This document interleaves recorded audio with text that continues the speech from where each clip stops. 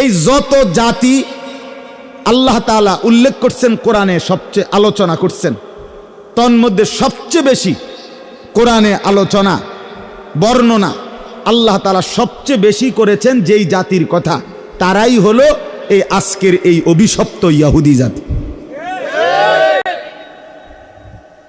এই মালউন, এই ঘৃণিত, এই অভিশপ্ত ইহুদি জাতির কথা কোরআনে সবচেয়ে বেশি আলোচনা। এই ইহুদি এরা জঘন্য, এদের ইতিহাস আশ্চর্য। মানে এরা মানুষ এত শয়তানি কেমনে করে, এত ভয়ঙ্কর, দুর্ধর্ষ, এতটা শত্রুতা ভাবাপন্ন, হিংসুক, বিদ্বেষী, আক্রমণাত্মক জাতি এরা।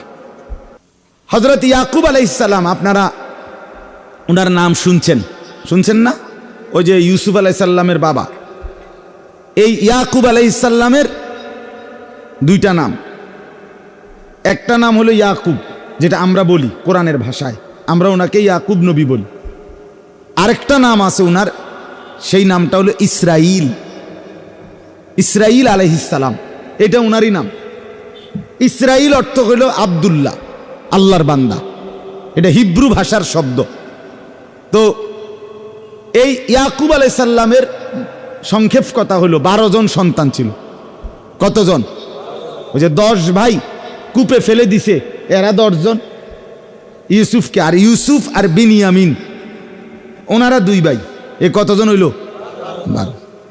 ইয়াকুব আলাইহিস সালামের এই 12 জন সন্তান পরবর্তীতে এর বংশধারা সামনে আগাইছে, তাদের আবার জিফুত হইছে না। এই ইয়াকুব আলাইহিস সালামের 12 সন্তানের বংশধরদেরকেই বলা হয় বনি ইসরাইল। কি বলেন? ইসরাইলের সন্তানগণ, বংশধর, মানে ইয়াকুব আলাইহিস সালামের বংশধর। আর এই 12 সন্তানের মধ্যে মনে করেন একটা নিয়ম, এক মার ঘরে 5 ফুট, তো একজন ফুতের জিফুত বেশি, আরগুলার কম। এরপরও আরো কমতে কমতে এক সময় এরারগুলো আর নাই, কিন্তু ও বেটারটা খুব আগাইছে। এমন হইতে পারে না? 12 সন্তানের মধ্যে ইয়াহুদা এই নামে একজন সন্তান ছিল। ইয়াহুদা তার নাম, বড় ভাই। এই যার পরামর্শে ইউসুফ আলাইহিস সালাম রে কূপে ফেলাইছে। উনি বলছিল যে ইউসুফকে তোমরা হত্যা করো না, কূপে ফেলাই দাও। তো কূপে ফেলাইছে। এই পরবর্তীতে বংশধর যখন বাড়তেছে, তখন এই ইয়াহুদা যে ভাইটা, তার বংশধর এই বনি ইসরাইলের মধ্যে সবচেয়ে বেশি বাড়ছে। অন্যগুলো কমতে কমতে এক সময় একদম সামান্য চলে আসছে। ও তার বংশধর যেহেতু বেশি, পরবর্তীতে বনি ইসরাইলরাই ইহুদি হিসাবে নামকরণ হয়ে গেছে। কথা বুঝছেন কিনা বলেন? যেহেতু এই ভাইয়ের বংশধর বেশি ছিল, এগোর ভিতরে বাকিরা ঢুকে গেছে। এখন মনে করেন বাড়ি তো নাম কাজী বাড়ি, কিন্তু মাঝিও তো থাকতে পারে, 2-1 কি আছে, মাঝিও আছে, বাকি হয়ে গেছেন সবার নামে কি কাজী বাড়ি, এরুমারি। এখন সবাই ইহুদি। তো এই ইহুদি এরাই বনি ইসরাইলের জাতি। আল্লাহ তাআলা হযরত ইয়াকুব আলাইহিস সালাম থেকে নিয়ে এক টানা ঈসা নবী পর্যন্ত, আমাদের নবীর আগের জন পর্যন্ত, প্রায় 1 লক্ষের চাইতে বেশি নবী রাসূল আল্লাহ তাআলা এই জাতিকে হেদায়েতের জন্য, এই জাতিকে সোজা রাস্তায় আনার জন্য, আল্লাহর দিকে ফিরাইবার জন্য যুগে যুগে পাঠাইছে। কত কত হাজার নবী, 1 লক্ষের চাইতে বেশি নবী। কিন্তু এই দুষ্টরা সর্বযুগে অল্প কিছু লোক, সামান্য হাজারে লাখে 2-4-5 জন ছাড়া বাকি সব সর্বযুগে তারা নবীদের সাথে এবং ইমানদারদের সাথে তারা দুষ্টমি, হারামি এবং নাফরমানি করে গেছে। অনুগত হয়েছে একদম অল্প কয়েকজন, বাকি সব সময় নাফরমান ছিল। আপনার আজকে তো আপনারা ভয় পাচ্ছেন, দেখছেন ইসরায়েলের এই ইহুদিরা মুসলমান মারছে। আর এই অসভ্য জাতি এতটা নির্মম, এতটা পাষণ্ড, এরা ইতিপূর্বে বনি ইসরায়েলের শত শত আল্লাহর নবীকে, আস্তার নবীরে জ্বালায় জবাই করে, একদম জবাই করে টুকরা করে ফেলছে। নবীকে এতটা পাষণ্ড। একটা গাবি কোরবানি দিতে কইছে মুসা নবী, এইডারে জিঙ্গাই তো গিয়া গাবি এটা কেরকম, ছোট না বড়, এটা বাইত ফাইলুন না জঙ্গলে ফাইলছে, এটা কি পুরা সাদা না বৃত্তগত দাগ হলে সারবো, মানে এইভাবে কইতে কইতে বলতে বলতে এটার ভিতরে রগ রেশা বিএস সিএস আর এস খতিয়ান টোয়াইয়া এসে আর এটা ফাহিয়া না খুঁজছে। মানে সোজা কথা, মুসা নবীর মতো শ্রেষ্ঠ নবী, 5 জন নবী সবচেয়ে শ্রেষ্ঠ, 5 জন নবীদের মধ্যে এই 5 জন নবীর মধ্যে শ্রেষ্ঠ নবী একজন মুসা আলাইসাল্লাম, একজন নূহ আলাইসাল্লাম, একজন ইব্রাহিম আলাইসাল্লাম, একজন ঈসা আলাইসাল্লাম, একজন মুহাম্মদুর রাসূলুল্লাহ সাল্লাল্লাহু আলাইহি ওয়াসাল্লাম। এই মুসা নবীর মতো নবী, ঈসা নবীর মতো নবী, এই দুজনই বনি ইসরাইলের নবী। মুসা নবী উলুল আজম নবী, যারে আপনার মালাকুল মউত পর্যন্ত ভয় পাইত, এমন নবীর নবী। এবারে এগরে চেষ্টা করছে ঠিক করতে, এরা ওনারে জ্বালাইয়া কইলা কইলা করে গেছে, একের কইলা বানাই লেছে। আপনারা শুনছেন না ওই যে নবীজি যে মেরাজে যখন 50 ওয়াক্ত নামাজ নিয়ে আসছে, তাহলে 6ষ্ঠ আসমানে মুসা নবী তো উনারে আবার ফাটাইছে ফিরাইয়া। শুনছেন না এটা কি লেগা? মুসা নবী অল্প দুঃখে ফাটাইছে না। মিয়া আপনি 50 ওয়াক্ত লইয়া বাদ যাইতেছেন, কিও কোন আমি 2 ওয়াক্ত লইয়া আমার কলজা বুক মাটিত লাগিয়া গেছে, আমার কওম নামাজ পড়াইতে, আর আপনি 50 ওয়াক্ত লইয়া। আল্লাহ দোহাই মানুষ ছড়াই আইছি আমি। মুসা নবী এই জন্য 9 বার আল্লাহ নবী সাল্লাল্লাহু আলাইহি সাল্লামকে 9 বার ফেরত পাঠাইছে। কয়বার? ভাই আবাস যান, ভাই আবাস যান, আরো কমান, আরো কমান। পারতো না, হ্যাঁ আমি চিনি, আমি মানুষ চালাই আইছি, 1 নম্বর ডাকাত চালাইয়া আমি আইছি, এরকম অনেক কথা। তো এই বনি ইসরাইল, এই ইহুদি জাতি সর্বসময় কোরআনে আছে, ওই বলছে এই এলাকায় তোমরা সবাই মাথা নুয়ে এই শহরটার মধ্যে ঢুকো, মাথাটা নুয়াইয়া ঢুকো। হেরা কই না, মাথা নুয়াইয়া ঢুকতাম না, নাকি কেমনে ঢুকবা? আমরাকে দোনো ঠ্যাং দিয়া এমনি বেকা হইয়া ঢুক না, এমনি ঢুকতো না। বুঝেন নাই কথা? মানে প্রত্যেক কথায় গাঁটতারামি করা, এটা তাদের স্বভাব ছিল। বলছে চলো আমার সাথে যুদ্ধ করো, মুসা নবীকে বলছে, কয় আমরা যুদ্ধ করবো, আগে আমরা একটু বই, আমনে আর আমনের খোদা মিল্লা দিয়ে শুরু করেন, আগে যদি গনায় তাহলে আমরা যাই। ইযহাব আনতা ওয়া রাব্বুকা ফাকাতিল, এই কোরআনের বর্ণনা। আপনারা দুজন আগে কি করেন? আপনারা আগে যুদ্ধ শুরু করেন, যদি আগাইতেন পারেন দেখি, তাইলে হয়তো যাইলে যাইলাম, নাইলে আমরা বুধুর বইয়া জিনিসটা চাই কি হয়। এই কোরআন মানে যেই কোনো কিছুতে যেটা বলতো এটাই উল্টা করত। এক লোক ছিল যে প্রত্যেক কথায় খানার দোষ ধরত, খাইয়া একদিন হেরে কইছে আইজগা আমনে বাজার করবেন, করছে এবার বাজার, আমনের সামনে মশলাপাতি দিয়ে রান্দা হইব, এবার সামনে রাইখা রান্দা হইছে। সব করার পরে উনার পছন্দ মতো রান্না বান্না সব হইয়া উনি খাইছে। এখন জিজ্ঞেস আইজগা কোনো অসুবিধা আসেনি? কয় না, এত ভালো ভালো না, এত ভালো ভালো না, ওই দৈন্তার না কেন ঠিক রাখছে। বুঝছেন নি? মানে এটা হলো একটা কথার কথা বললাম। এই ছিল জাতি বনি ইসরাইল, এই ইহুদি। যাই হোক ভাই, তাহলে একদিকে বললাম যারা নবীদের হত্যাকারী, যারা নবীদের উপরে ঈমান আনা মুমিনের আজকে না, ঈমানদারকে হত্যাকারী তারা সেই প্রথম থেকে। ঈমানদারের খুন ঝরাইছে যারা, এই ডাকাত, এই বেঈমান আজকে নতুন না, ইতিপূর্বে ইতিপূর্বে আল্লাহ তাআলা বলেন ওয়াবালাউনাহুম বিল হাসানাতি ওয়াস সাইয়্যাত লাআল্লাহুম ইয়ারজিউন। আমি পুরাটা তরজমা বলবো না, যেন ওইখান থেকে একটু কথা বলতেছি।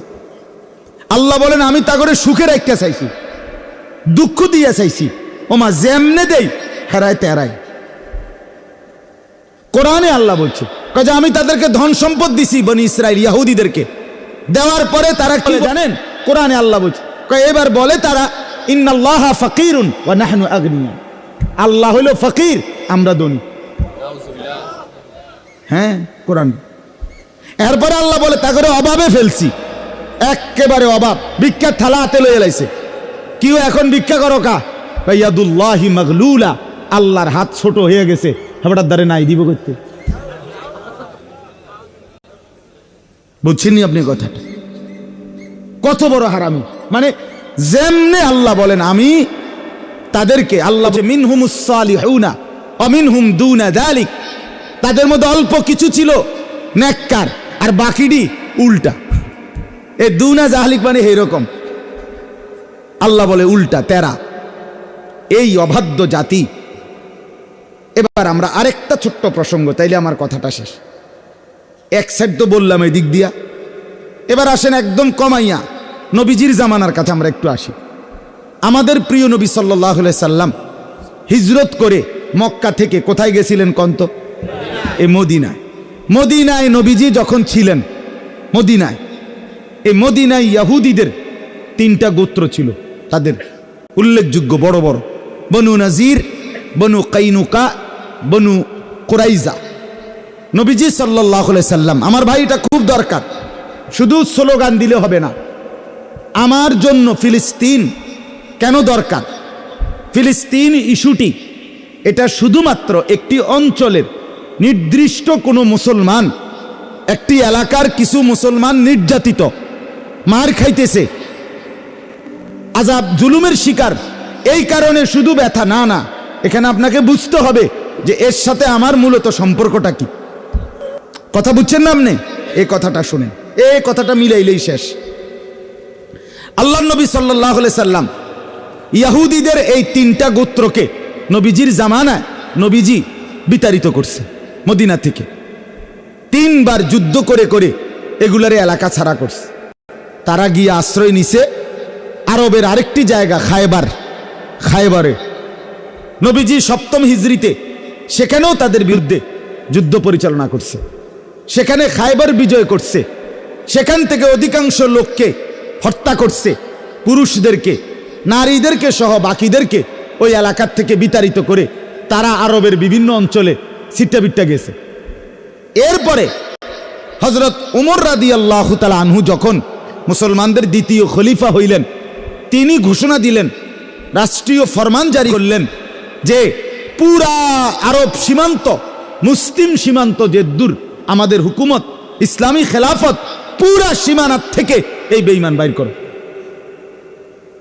আখরিজুল ইয়াহুদা মিন জাজিরাতিল আরব, আরবের সীমানার থেকে বাইর করে এগুলো। এই ওমর রাদিয়াল্লাহু তাআলার জামানায় এরা পুরা আরব সীমানার থেকে চিরতরে বিতাড়িত হয়ে তারা চলে যেতে হয়েছে এই ইউরোপ অঞ্চল, ইউরোপে, অর্থাৎ সেখানে তো খ্রিস্টান জনবসতি। ইউরোপে এই আজকের America, Italy, England, Australia, Switzerland, আর এগুলো সব হলো ইউরোপ। এই ইউরোপ অঞ্চলে তারা হিজরত করে যাযাবরের মতো ভিটামাটি ছেড়ে তারা চলে যাইতে হয়েছে। এই চলে যাওয়ার পরে দীর্ঘদিন যাবৎ তারা এভাবে ছন্ন ছাড়ার মতো বিভিন্ন জায়গায় উদ্বাস্তুর মতোই পড়েছিল। 1909 খ্রিস্টাব্দে সর্বপ্রথম মুসলিম খেলাফতের, উসমানী খেলাফত, তুর্কি খেলাফত, পৃথিবীতে মুসলমানদের 4টা খেলাফত প্রসিদ্ধ ছিল। একটা হলো খেলাফতে রাশেদা, 4 সাহাবীর খেলাফত, এরপরে হলো উমাইয়া খেলাফত, এরপরে হলো আব্বাসী খেলাফত, এরপরে হলো উসমানী খেলাফত, যেটা তুর্কি খেলাফত কয়। এই উসমানী খেলাফত চূড়ান্তভাবে পতন হয়েছে 1920 খ্রিস্টাব্দে। যখন উসমানী খেলাফত, মুসলমানদের বিশ্বময় খেলাফত শেষ, মুসলিম খলিফা শেষ, তখন সারা পৃথিবী এবং মধ্যপ্রাচ্য, আরব বিশ্বে একটা জোয়ার উঠছে, সেকুলারিজমের জোয়ার। অর্থাৎ ইউরোপ থেকে একটা মতাদর্শ দিছে যে প্রত্যেক ধর্মের অনুসারী নিজ নিজ ধর্ম নিয়ে নিজের জায়গায় স্বাধীনভাবে চলবে, অন্য ধর্ম তার উপরে কোনো চাপাচাপি করবে না। এটারই বলে সেকুলারিজম, সেকুলারিস্ট, ধর্মনিরপেক্ষ মতবাদ। অর্থাৎ সবাই যার যার জায়গায় নিজ নিজ ধর্ম পালন করবে। এই প্রথম এইটা যখন 1920 সালে 9 সালের পর থেকেই উসমানী খেলাফত যখন শেষ হয়েছে, তখন মিশর, সিরিয়া, ইরাক, ফিলিস্তিন এই অঞ্চলগুলোর যে শাসকরা তারা হয়েছে সেকুলার শাসক, যাদের মতবাদ ছিল ধর্মনিরপেক্ষ মতবাদ। অর্থাৎ যে কোনো ধর্মের অনুসারী আমাদের অঞ্চলে নিজ ধর্ম পালন করে থাকতে পারবে, কেউ কার উপরে জুলুম করা যাবে না। এই ছিল চিন্তা তাদের। এই সুযোগে এই সর্বপ্রথম তারা আপনার 1909 খ্রিস্টাব্দ থেকের পর থেকে তারা আপনার এই সেকুলার শাসকদের থেকে, ধর্মনিরপেক্ষ মতবাদের অনুসারী শাসকদের কাছ থেকে অনুমতি নিয়ে তারা বলছে, আমগরে এই বাইতুল মুকাদ্দাস জেরুজালেমের পাশে ফিলিস্তিনের অঞ্চলে আপনাদের বিশাল এলাকা পড়ে আছে, এমনি আমরা টাকা দিয়ে কিনমু, আমগরে কদ্দুর জাগা বেচত কন জনগণকে, ওই মালিকদেরকে বেচলে আমরা কদ্দুর ঘর দুয়ার উড়াইয়া সনের ঘর টিনের ঘর কইরা কোনো রকম আমরা জীবনটা কাটাইতে পারব। আমাদের তো বিশ্বের কোথাও কোনো জায়গা নাই, ঠিকানা নাই, আমগরে একটু আশ্রয় দিলে আমরা এই কোনাটা থাকমু কদ্দুর। তো এই সেকুলার শাসকরা বুঝে নাই, ওরা বলছে আচ্ছা ঠিক আছে থাকো, যেহেতু ধর্মনিরপেক্ষ মতবাদ হেতে ধর্ম হইতে পালন করব। এই এক টানা 1909 থেকে 1947 পর্যন্ত কত বছর? কত? 38। আচ্ছা, এই 37 বছর, প্রায় 40 বছরের কাছাকাছি তারা এক টানা তখন সারা ইউরোপে যেখানে যেখানে তারা ছিল কৌশল করে করে তাদের লোকেরা তাদেরকে আইনা আইনা এখানকার মুসলমানদের থেকে জমি কিনছে। কিনতে কিনতে এইটার লগে আরো 4 শতক, 10 শতক, 20 শতক, 50 শতক, 100 শতক হাউজিং কোম্পানির মতো, কথা বুঝেন নাই, কিনতে থাকছে। কিনতে কিনতে কিনতে কিনতে কিনতে প্রায় 40 বছর শুধু জমিয়ে কিনছে। এবং এই তাদের লোকদেরকে আইনা আইনা আইনা আইনা আইনা আইনা আইনা গদ্দুয়ার করাইয়া এরা গেছে। 1947 সনে পৃথিবীময় ব্রিটিশ উপনিবেশবাদ, পৃথিবীর বিভিন্ন দেশে ব্রিটিশ সহ ইউরোপিয়ানদের যে যেখানে আপনার শাসন করত অঞ্চল এগুলো ছেড়ে দিছে। বিভিন্ন অঞ্চল, যেমন আমাদের এই হিন্দুস্তান, ভারতীয় উপমহাদেশে ব্রিটিশ চলে গেছে কত সালে? কথা বলেন না, 1947 সালে চলে গেছে, ছেড়ে দিছে আমাদের অঞ্চল। এরকম বিশ্বের যেখানে যেখানে ব্রিটিশ, ইংল্যান্ড এবং আশপাশরা দখল করে রাখছিল এগুলো সব ছেড়ে দিছে, সব ওই অঞ্চলের মানুষের হাতে তুলে দিছে। এই তখন 1948 সালে সর্বপ্রথম এই দীর্ঘ 40 বছর যারা জমি কিনছে, গদ্দুয়ার কইরা মুসাফিরের মতো পড়ে আসিল, ভাব লইছে বেকুবের ভাব, কথা বুঝছেন কি না? এই 48 সালে একদিন হঠাৎ তারা সংঘবদ্ধ হয়ে তারা ইহুদিরা ঘোষণা দিছে, এই যে দূর জায়গা কিনছি আমরা এখানে, এটা আমগো দেশ। কথা বুঝছেন? এটা কি? আমরা দেশ। এই দেশের নাম ইসরাইল। ইসরাইল কার নাম এবার কোন তো?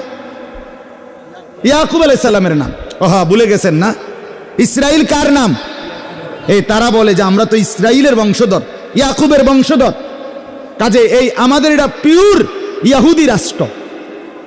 হায় হায়, কথা নাই, বার্তা নাই, আন্দোলন নাই, সংগ্রাম নাই, মিছিল নাই, মিটিং নাই, হ্যান্ডবিল নাই, পোস্টার নাই, মাইকিং নাই, কোনো কথাবার্তি নাই।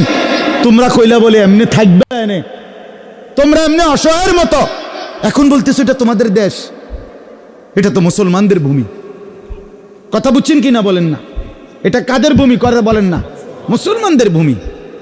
এটা সাহাবায়ে কেরামের বিজয় করা ভূমি। এই ফিলিস্তিনের এই জমিন, এই অঞ্চল পুরাটা বিজয় করার পিছনে রাসূলুল্লাহ সাল্লাল্লাহু আলাইহি সাল্লামের সাহাবীদের কলিজা ছেঁড়া অবদান আছে। আল্লাহর নবীর সাহাবী হযরত আবু উবায়দা, বেহেশতের সুসংবাদ প্রাপ্ত 10 জন সাহাবীর মধ্যে একজন আবু উবায়দা ইবনুল জাররাহ, ওনার ইন্তেকাল হয়েছে এই ফিলিস্তিনে। উনি ইন্তেকাল করছেন মহামারীতে, প্লেগ মহামারীতে শহীদ হয়েছেন এই ফিলিস্তিনে।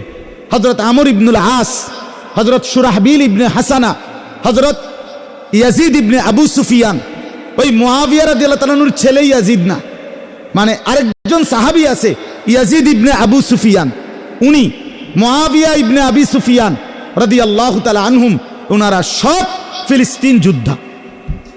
ফিলিস্তিনের আজাদির জন্য ওনারা টানা যুদ্ধ করতে করতে হযরত আবু উবায়দার নেতৃত্বে ফিলিস্তিন যখন বিজয় হয়েছে, তখন মদিনা থেকে সরাসরি উটের পিঠে চড়ে আমাদের আমিরুল মুমিনিন খলিফাতুল মুসলিমিন হযরত ওমর এই ফিলিস্তিন গিয়ে মসজিদে আকসা বাইতুল মুকাদ্দাস এলাকায় গিয়ে নিজে ফিলিস্তিন ভূমির চূড়ান্ত কাগজ বিজয়ের কাগজে সই দিয়েছে।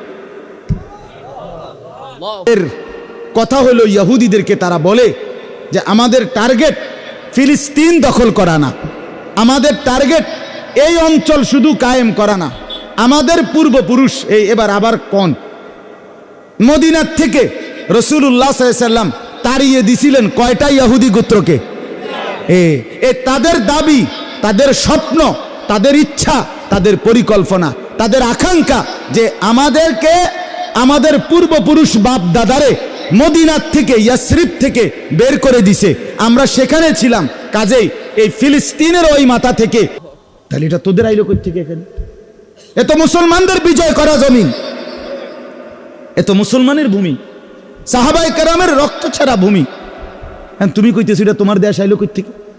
সেই থেকে আমার ভাই 1948 সাল থেকে আজকের এই 2023 পর্যন্ত আজকে 75 বছর। কত বছর আপনি গুনে দেখেন, 75 বছর ধরে ফিলিস্তিনের মুসলমান তাদের প্রাণের দাবি যে না আমরা এই অঞ্চল ছাড়ব না।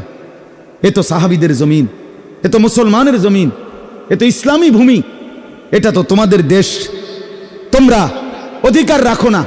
সেই থেকে যুদ্ধ করছে, নিজেদের খুন দিতেছে, নিজেদের রক্ত ঝরাচ্ছে, কিন্তু বিনিময়ে দাবির থেকে এখনো ছাড়ছে না। যে সোজা কথা যে ইসরায়েলের এই অংশটা তোমরা যারা দখল করেছ, এটা তোমাদের দেশ হইতে পারে না, এটা তোমাদের রাষ্ট্র হইতে পারে না, এটা তোমাদের আলাদা ভূখণ্ড হইতে পারে না। তোমরা মুসলমানের অধীনে প্রজা হিসাবে, জিম্মি হিসাবে তোমরা থাকতে পারো, কিন্তু আলাদা স্বাধীন হিসাবে মাতবরি করতে এখানে পারো না। কথা বুঝছেন কি না বলেন? এই হলো দাবি। আচ্ছা, এখন এই শেষ কথা হইল আমাদের সম্পৃক্ততা কি? এটার সাথে আমাদের সম্পৃক্ততা কি? আমাদের সম্পৃক্ততা হইল এই ইহুদিদের ধর্ম গুরু যারা, এই কথাটা খেয়াল করেন, ইহুদিদের যারা ধর্মগুরু, পাদ্রী, রব্বি বলে তারা, রব্বি, আমরা যেরকম হুজুর কই, তারা হেগো হুজুর করে রব্বি কয়।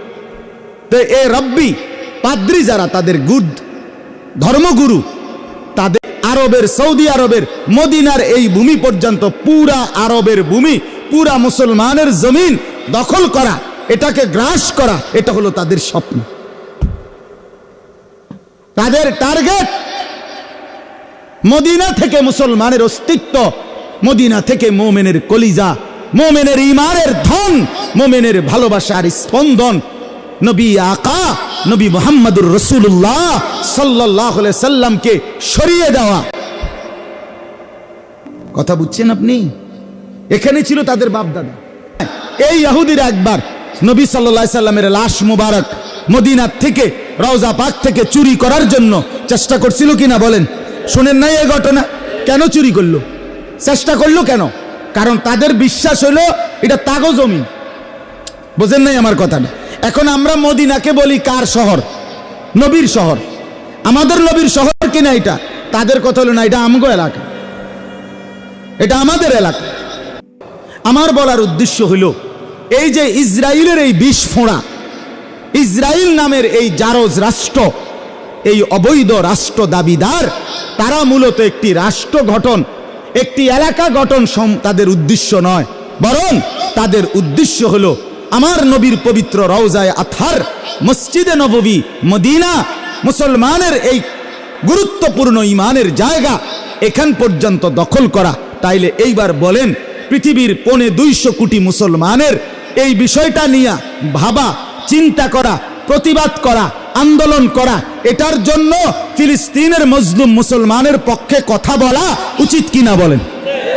কারণ এটা তো শুধু ওই অঞ্চলে দখলের সমস্যা না, এরা তো আসবে এতটুকু পারলে।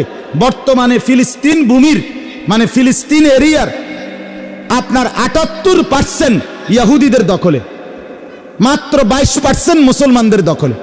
তাইলে আপনি বলেন ৭৮% নিয়ে নিছে এই কৌশল করতে করতে করতে এই ৭৫ বছরে, বাকি 22%ও যদি নেয় তো এরপরে সীমান্ত পেরিয়ে এরপরের দেশে হামলা করবে। এইভাবে তাদের টার্গেট একবারে মদিনা পর্যন্ত পৌঁছা, নাউজুবিল্লাহ। তাইলে বলেন এই বিষয়টা আমাদের প্রত্যেকের, এটা আমাদের প্রত্যেকের বন্ধু আমার। তোমরা জানা উচিত, তোমরা বুঝা উচিত, তোমরা এটা ভাবা উচিত। মুসলমান হিসাবে আমাদের প্রত্যেকের অন্তরে যেন এটা থাকে যে ফিলিস্তিন আমার। ফিলিস্তিন কার? আবার বলেন ফিলিস্তিন কার? আবার বলেন ফিলিস্তিন কার? আমার, আমার, আমার, আমার, আমার, আমার, আমার। এটা শুধুমাত্র অঞ্চলের সমস্যা না, এটা কিছু মুসলমান মারছে এটা সমস্যা না, এটার মধ্যে আমার ঈমান, এটার মধ্যে আমার রাসূলের মহব্বত, এটার মধ্যে আমার মদিনার অস্তিত্ব জড়িত, এটার মধ্যে আমার রওজা পাকের অস্তিত্ব জড়িত। এই খামখেয়ালি আমরা সারা পৃথিবীর মধ্যে ইহুদি মাত্র ১.৫ কোটি। ইসরায়েলে ইহুদি কতজন? ৯২ লাখ। ৯২ লক্ষ, সর্বোচ্চ ৯২-৯৩ লাখ ইহুদি হলো ইসরায়েলে। আপনি বলেন আমরা ঢাকা শহরের এক কোণার মধ্যেই তো ফেরে রয়েছে ১ কোটি মানুষ, তাহলে তারা ১ কোটি না? কথা বোঝেন নাই? ইসরায়েলে ইহুদি কি ১ কোটি না? ১ কোটি না। আর সারা পৃথিবীতে মুসলমান কত কোটি? ২৫০ কোটি। প্রায় ২৫০ কোটি মুসলমান থাকতে ৯০-৯২ লাখ বেঈমান আমাদের অস্তিত্ব মিটাইয়ে দিবে, আমাদের মা রক্ত ভাসায় দিবে, আমাদের সন্তান ভাসায় দিবে, আমাদের হসপিটালের মধ্যে বোমা মেরে ৫০০ নারী পুরুষ বাচ্চাকে রক্তে রঞ্জিত করে দিবে। মুসলমানের যুবক, বিনিময়ে তুমি মোবাইল টিপবা, বিনিময়ে তুমি ইহুদির মতো চুল কাটবা, বিনিময়ে তুমি বেঈমানের মতো উলঙ্গ ছবি আর নর্তকীর নাচ আর ইহুদির ফান্দে পা দিবা। খোদার দোহাই বন্ধু আমার, রাত গভীরে আমি যদি আরেকবার বলতে নাও পারি তারপরেও বললাম, প্রিয় ভাই আমার, তোমরা যারা চুলগুলো তোমাদের এলোমেলো চুল, বড় চুল, তুমি যদি মুসলমান মায়ের দুধ খাইয়া থাকো, তোমার রক্তে যদি মুসলমানের রক্ত থাকে, আমি বললাম এটা ইহুদিদের চুলের কাটিং, ইহুদিদের চুলের কাটিং, ইহুদিদের চুলের কাটিং। যদি মার রক্ত খেয়ে থাকিস যুবক, তো আগামীকালে চুল কাইটা ফেলবি, যদি রক্তের মধ্যে ঈমান থাকে।